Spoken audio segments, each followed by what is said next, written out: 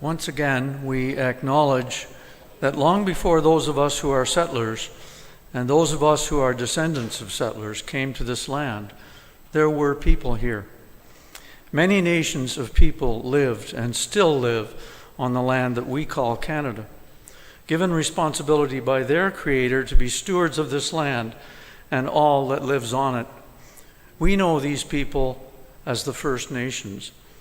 Today, let us give thanks for the First Nations, the First Nations peoples of this land, and let us remember that we worship our God on the historic and unceded territory of several of the Indigenous peoples whose territory we are in. As people trying to follow the way of Jesus, let us be people of love, of truth, and of reconciliation. Good morning. So far, yeah. Welcome to St. Andrew's United Church on this rather dreary day. At least the fog is lifted so I can actually see outside. But it was pretty foggy earlier this morning, and it's pretty damp for the rest of the day and probably tomorrow. Doesn't really feel like Christmas. But thank you for coming. My name is Paul Holder, and I'll be looking after the service today. Debbie is off. This service is an informal, fairly informal service. Might be sort of a Monty Python, something completely different kind of thing. But it's going to be basically some stories and some songs. There's no choir, as you can see up here, so the songs are you. You are the choir today, right? So you're going to have to just get ready and just belt them out. Are there any announcements from the floor today? I don't have any. Nobody out there? Barb, you sure? No? Okay. So we'll move on. My prayer of approach and leading up to the lighting of the candle, Christ candle, there was a minor problem. We lost our candle lighter that really works. This one actually, Bob McPherson showed me how to do it, but it's kind of complicated, so I've already lit the Christ candle, so, bear with me. And we've got a lot of other Christ candles around, so anyway, here's the prayer. We come seeking God's help when we are tired and alone, and when we're facing the hardships and challenges of life. We come to find God when we have doubts and fears.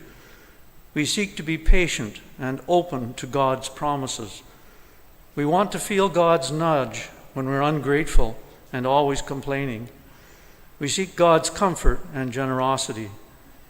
May we be led beyond ourselves into the world around us. May we find joy in giving and caring.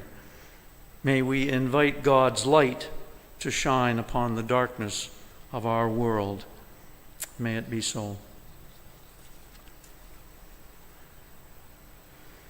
So my first story for today comes from the pen of Philip Gulley.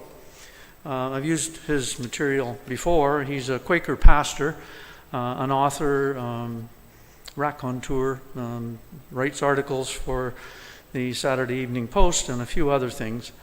This particular reading comes from one of his collections called Hometown Tales, and it's called The Nativity Set. My mother-in-law, Ruby, lives in southern Indiana in the town of Paoli. We spend family Christmas with her. Those good people in Paoli remember what Christmas is all about. Each year, just before Thanksgiving, Herb from the street department hauls the baby Jesus, his mommy and daddy, and an assortment of livestock and shepherds and wise men out of storage and sets them up on the courthouse lawn. The Holy Family takes up residence on the southwest corner of the square, and no one dares to complain. There are no civil libertarians at Paoli at Christmas time. But Christmas isn't official until Wilson Roberts decorates his variety store, which he does the day after Thanksgiving. Each year, the same adornments: a cardboard cutout of Rudolph taped to the front window, a strand of tinsel hung over the checkout counter, and a bucket of candy canes left over from the year before sitting next to the cash register. On that day, at precisely 8:50 a.m., people from all over town head to the variety store to start their gift buying. It's a migration every bit as predictable as the Capistrano swallows. The day I bought the nativity set was the last, just a minute, I missed a page here. I stopped in a few years ago looking for a nativity set. The week before, my wife had said, what this house needs is a nativity set. So on the day after Thanksgiving, while everyone else was lying around in a turkey-filled stupor, I drove into town to the variety store. It's a small store in sore need of a liquidation sale.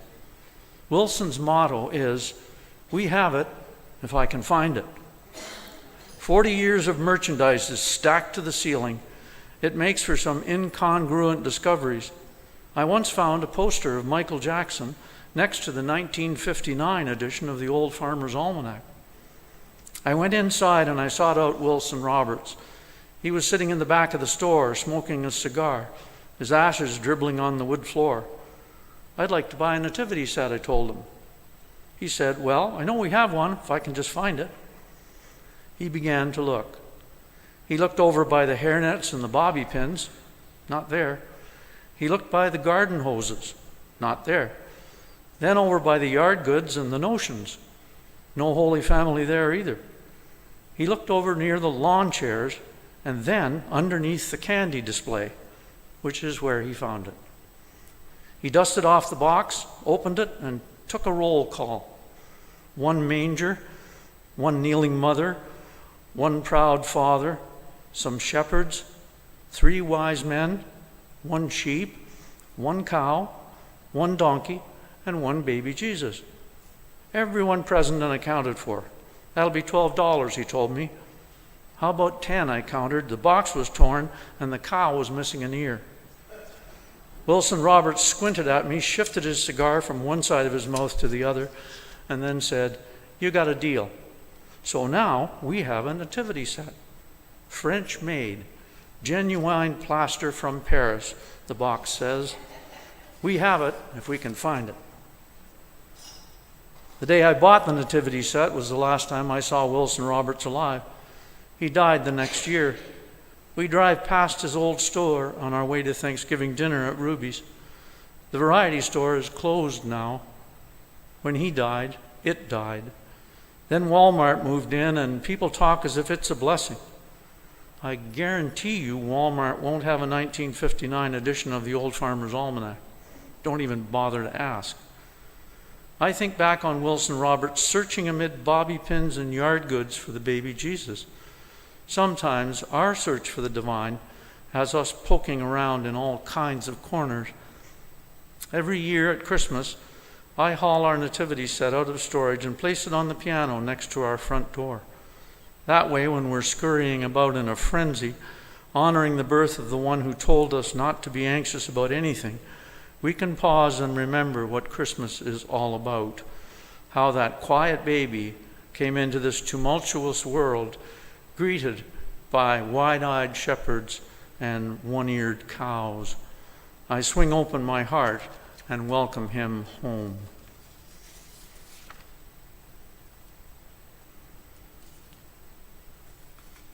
Our first song this morning is number 73 in Voices United, and it's a West Indian spiritual, differing interpretations of where it came from. Some indicate it may have originated in Trinidad. The general consensus is that it's thought to have been composed by a Jamaican singer-songwriter, Oswald Dunbar, in the early 1950s, and it was based on an earlier Jamaican folk song. And it was adapted by many American folk singers, including Pete Seeger and Harry Belafonte. Basically, it's a traditional Christmas carol celebrating the birth of Jesus as described in Luke 2. Number 73 from Voices United, Virgin Mary had a baby boy.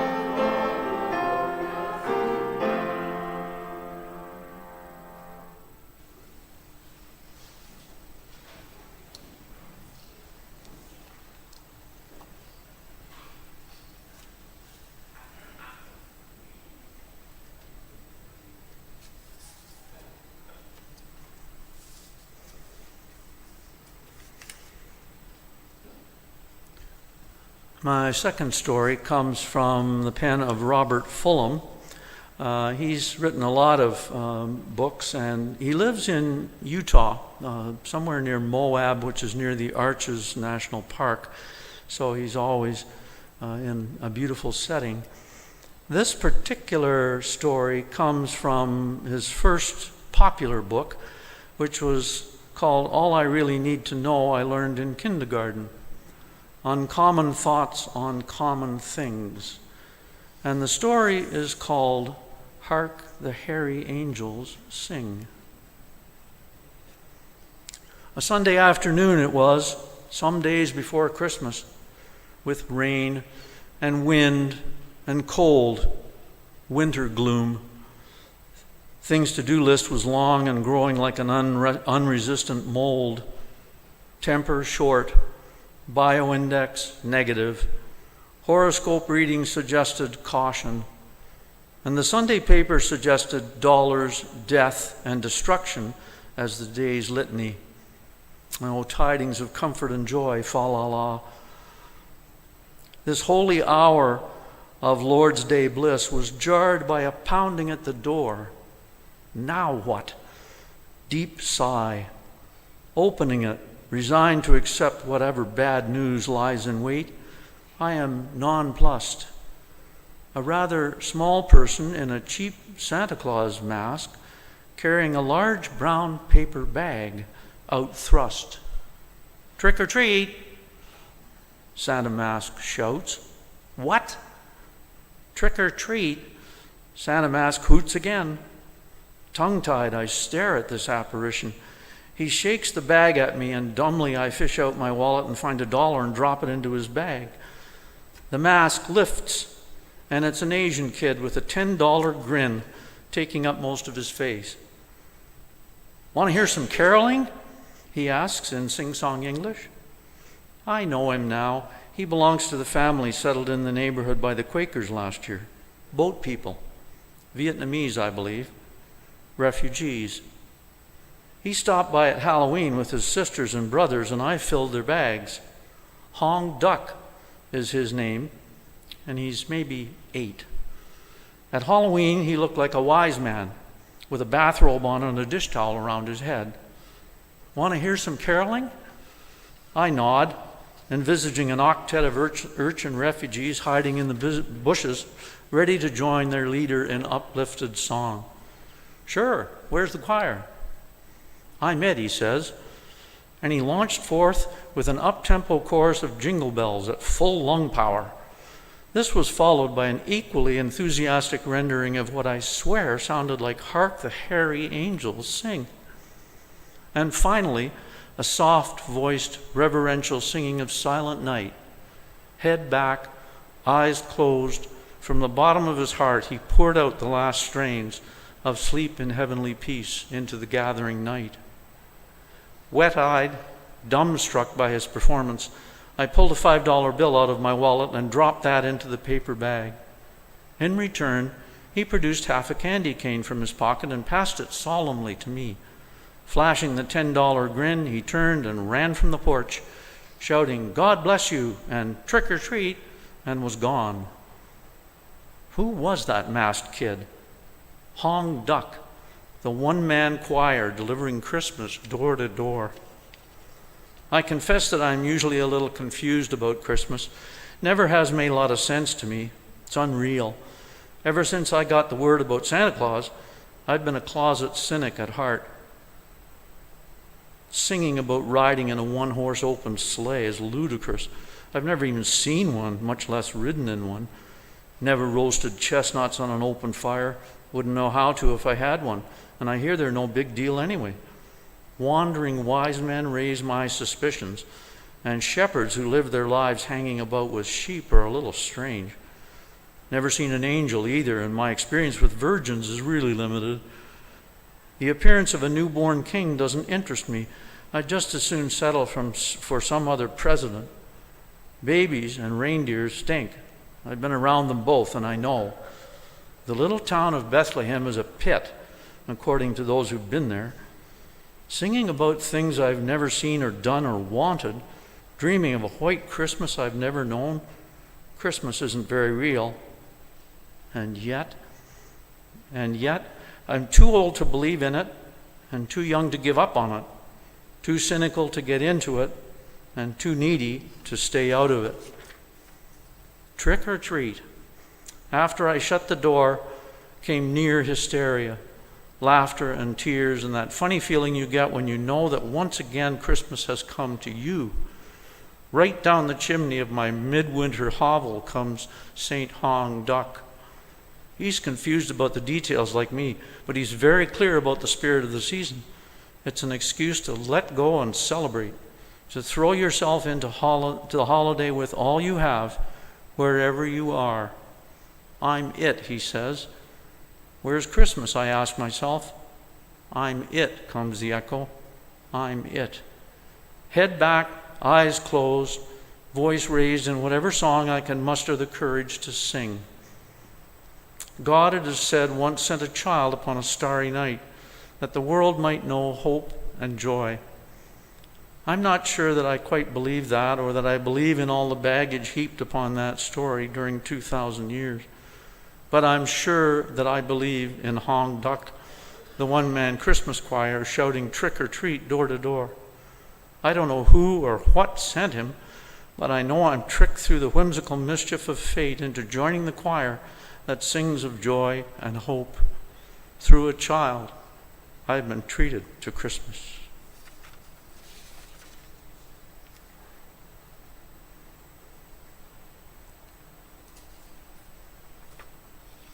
Our next song is number 62 in Voices United. This is a Christmas carol that originated as a poem by Cecil Frances Alexander. She was a prolific Irish poet and hymn writer and the wife of an Anglican bishop.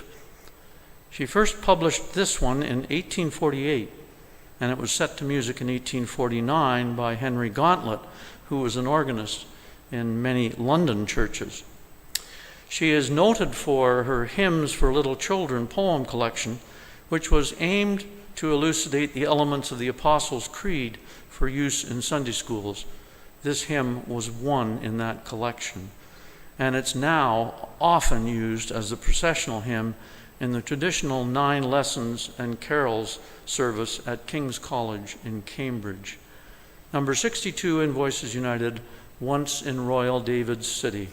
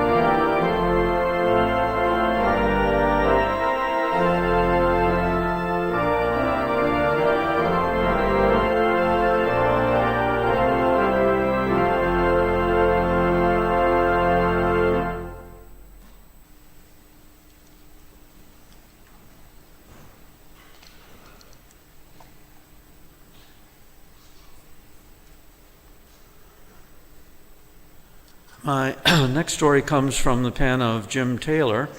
He is a writer, and he now has a regular website column called Soft Edges.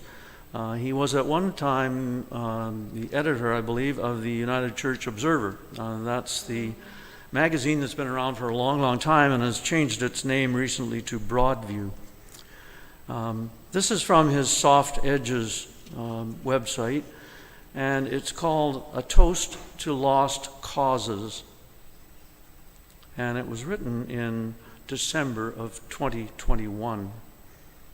And by the way, Jim Taylor lives in the Okanagan Valley in British Columbia. There should be a day for celebrating lost causes. My little hummingbird didn't survive the cold snap after the Christmas. She showed up here after all the other hummingbirds had migrated south. I assume that the atmospheric river swept her up from the coast and dumped her in the Okanagan winter. I'd not bothered taking down my sugar syrup feeders when all the other hummingbirds had fled south. So there she was, one day in December. Temperatures dropped to -6 Celsius, and still she came back every day. She was so desperate for life-giving nourishment that she came to drink nectar, even when my daughter held the feeder in her hand. Then over Christmas, the temperatures plunged. On Boxing Day, my daughter and I rebuilt my hummingbird feeders 3 times, trying to keep the sugar syrup from freezing solid. We started with a Christmas tree bulb under the syrup reservoir, then a chandelier bulb, finally a full-fledged tungsten filament heat-generating 60-watt bulb. In one sense, we succeeded. Our light bulbs kept the syrup from freezing solid, but we couldn't keep the hummingbird herself from freezing. My little bird hasn't been back for several days. Not even St. Jude, the patron saint of lost causes, can warm up a -25-degree air mass covering half a continent. Saving one hummingbird may have been a lost cause, but it was worth doing. That's why I think we should celebrate lost causes. There is, to take the current example, no way we will ever get rid of COVID-19 coronavirus. We cannot make it pack its bags and go back wherever it came from. Its variants will still be here generations from now. Defeating a virus is a lost cause. And yet our nurses and our doctors and our paramedics and our care workers don't give up. They may be so bone weary that they can barely drag themselves down those endless hospital corridors, but they keep trying to save lives. St. Jude would be proud of them. Jude had his own lost cause. He was, according to tradition, one of Jesus' less well-known disciples. His real name was probably Judas, which would leave him constantly being confused with the Judas who sold Jesus to the authorities for 30 silver coins. But then Jesus might have considered his own mission to change the focus of Jewish religion a lost cause too. But he made the effort anyway. I think we need to celebrate lost causes because, face it, life itself is a lost cause. None of us will get out of it alive. We can't undo past mistakes. We can't count on happy endings. So should we, as the Psalm suggests, sit by the rivers of Babylon and weep? I would suggest that lost causes are worth celebrating. It's worthwhile living as if happy endings are possible. It's worthwhile building bridges with people of other religions. It's worthwhile listening to other viewpoints. And it's worthwhile trying to save the life of a single hummingbird trapped by an unforgiving cold snap. Living with kindness and joy is worthwhile for its own sake, regardless of the outcome. As another new year rolls around, let's drink a toast to all those lost causes that make life worth living.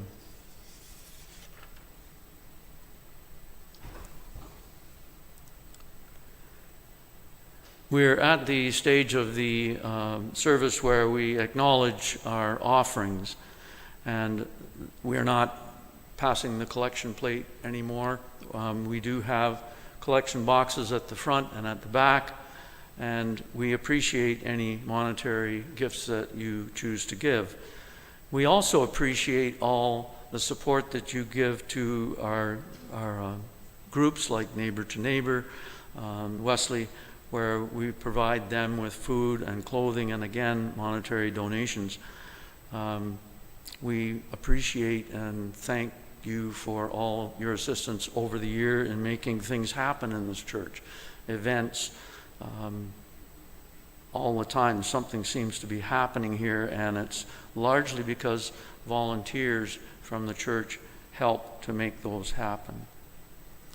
So as we acknowledge and give thanks for those offerings, we will sing our offertory response, which is number 55 in Voices United, "In the Bleak Midwinter," verse 4 only.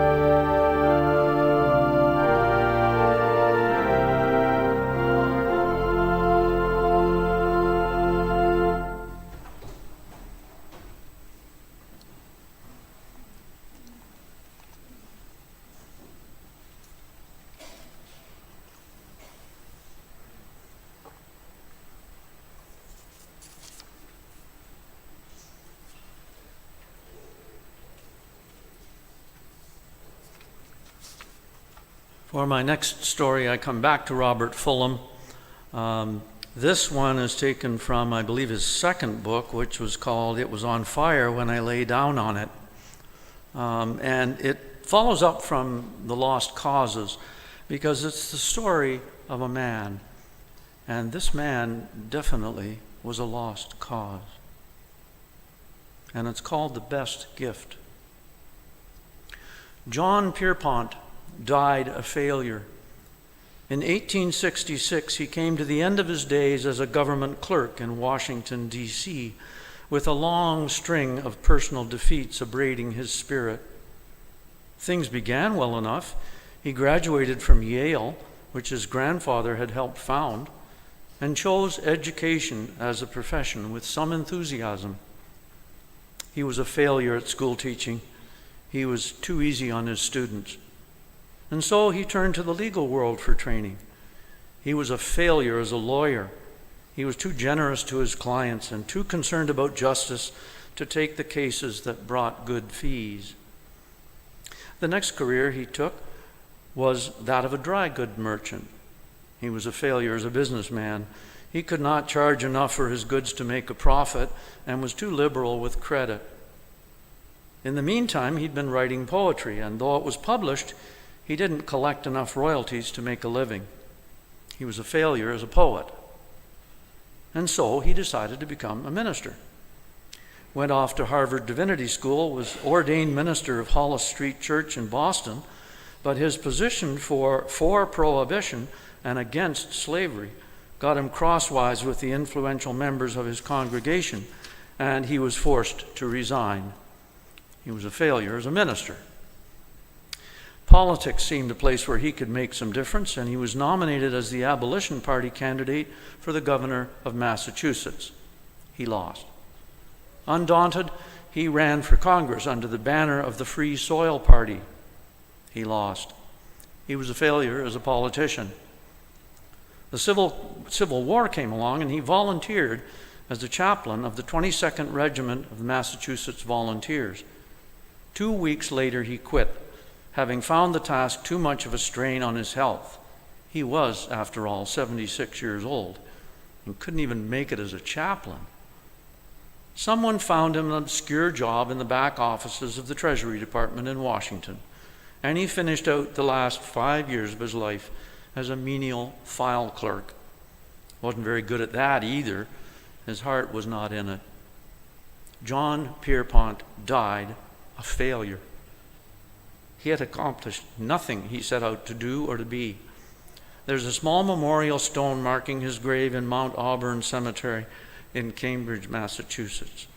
The words in the granite read, poet, preacher, philosopher, philanthropist.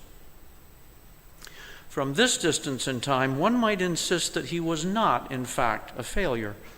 His commitments to social justice, his desire to be a loving human being, his active engagement in the great issues of the times, and his faith in the power of the human mind, these are not failures. And much of what he thought of as defeat became success. Education was reformed. Legal processes were improved. Credit laws were changed. And above all, slavery was abolished once and for all.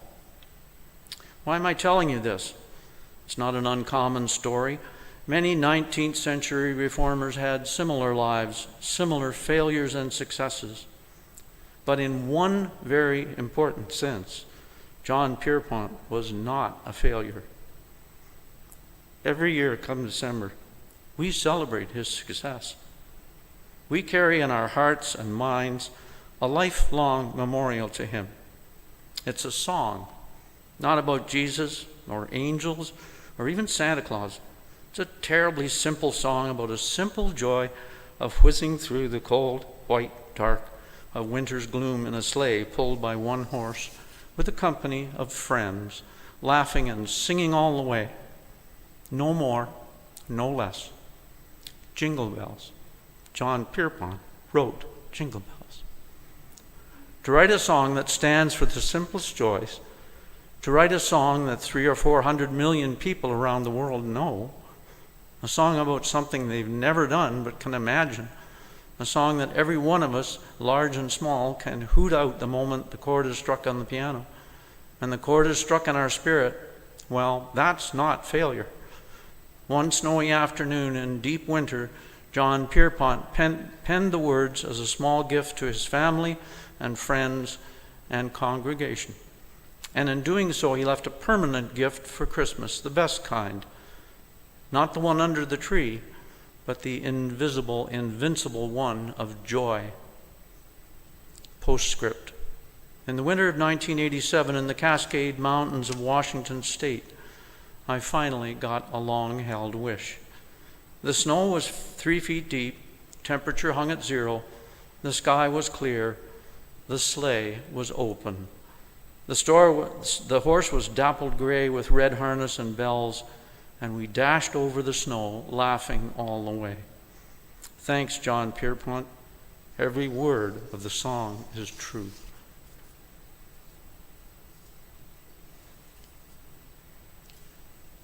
If you've been to any of the post-Christmas services that I've done in the past few years, you know that there's 2 pieces that I'm going to get in there. So if you've heard them before, I apologize. They're just a couple of my favorites. And this one that we're going to sing next is number 76 in Voices United. It's an English Victorian Christmas carol written by Edward Caswall in 1851, and it was first published in 1858. Sir John Goss composed the tune, which was called Humility, in 1871, specifically for this carol. And he was the organist at St. Paul's Cathedral in London. Caswall himself had converted from the Church of England to the Roman Catholic Church just prior to composing it. And he was ordained as a Catholic priest in 1851 at the Congregation of the Oratory. This particular song was revived perhaps most recently by the Scottish singer Annie Lennox, who was also the lead singer of the group Eurythmics. Number 76 in Voices United, See Amid the Winter's Snow.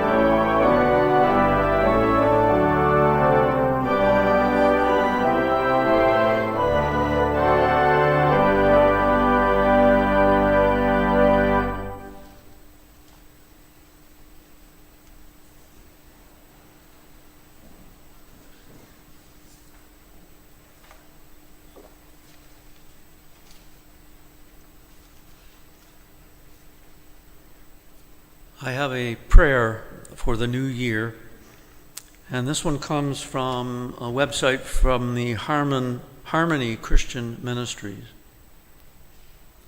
God of our yesterdays, our today, and our tomorrows, we praise you for your unequaled greatness. Thank you for the year behind us and for the year ahead. Help us in your new year to fret less and to laugh more, to teach our children to laugh by laughing with them, to teach others to love by loving them.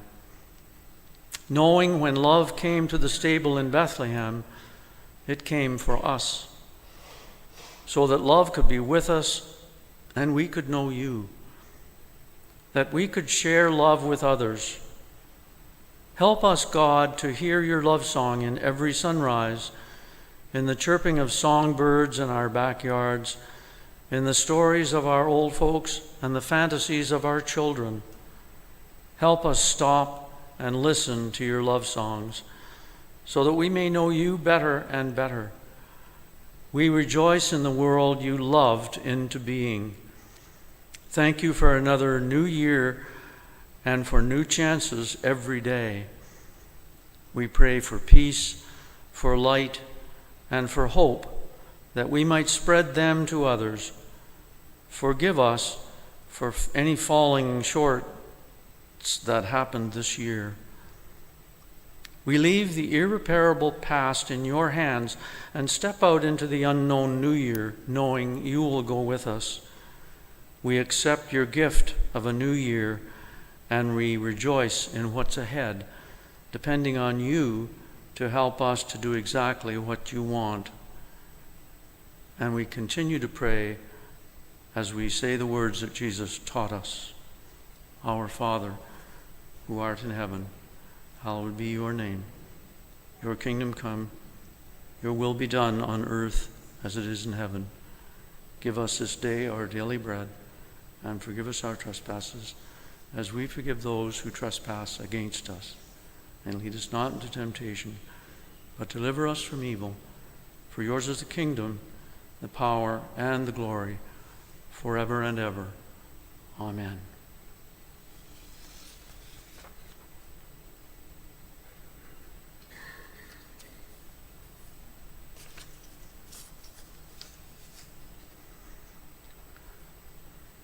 The next two pieces, actually, before I get there, need to make a few thank yous. Thank you to the tech team at the back, Luke and Jim, for running things so smoothly. And thanks to Cindy for musical leadership, as always. And thank you to you for coming and for participating in this service. The last two pieces kind of go together. The first one, and I made a mistake on the bulletin.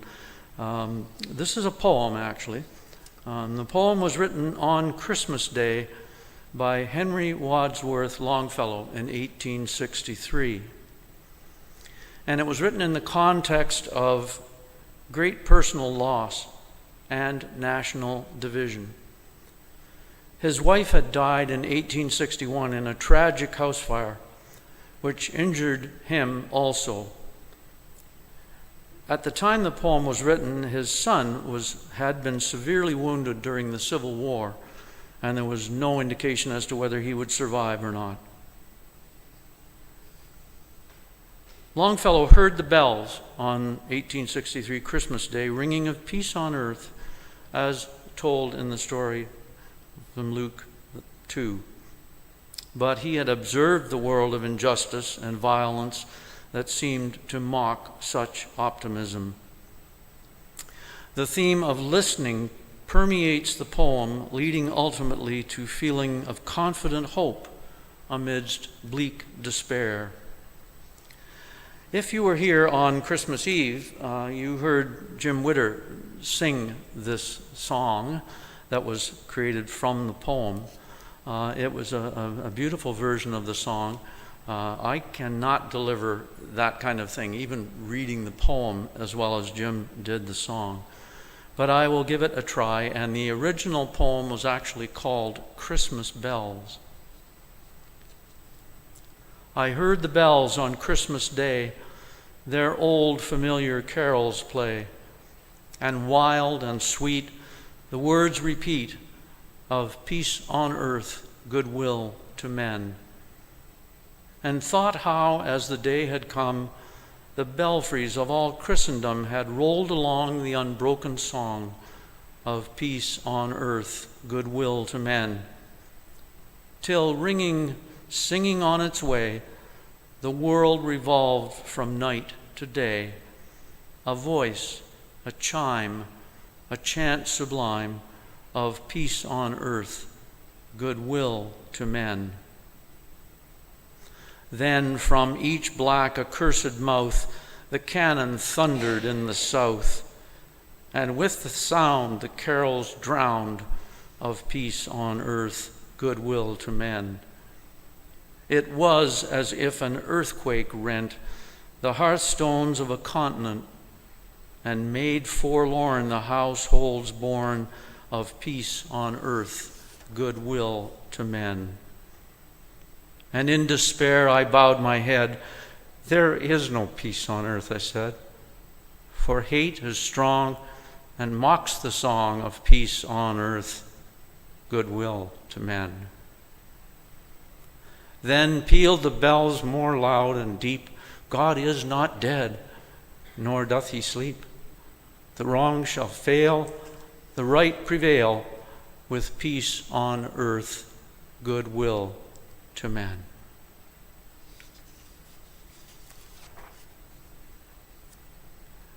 And following on from that is our final song for today. And as I said, I always get this one in there.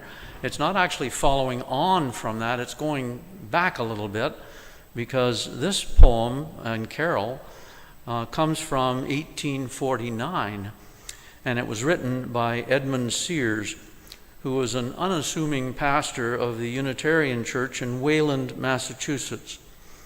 And it was written at a time of great personal melancholy, with the news of revolutions in Europe in 1848, the U.S. war with Mexico fresh in his mind. It portrayed the world as dark and full of sin and strife, not hearing the Christmas message as sung by the angels. And the carol has been previously known as the Angels' Song. It's the first American carol. It's also been called a humanist carol because it's remarkable that the focus is not on Bethlehem, not on Jesus, neither are even mentioned, but its focus is the ever-contemporary issue of war and peace. And it ultimately calls to peace and goodwill. The melody was written by his friend Richard Stars Willis, and he was a composer who trained under Felix Mendelssohn in Germany. Number 44, It Came Upon the Midnight Clear.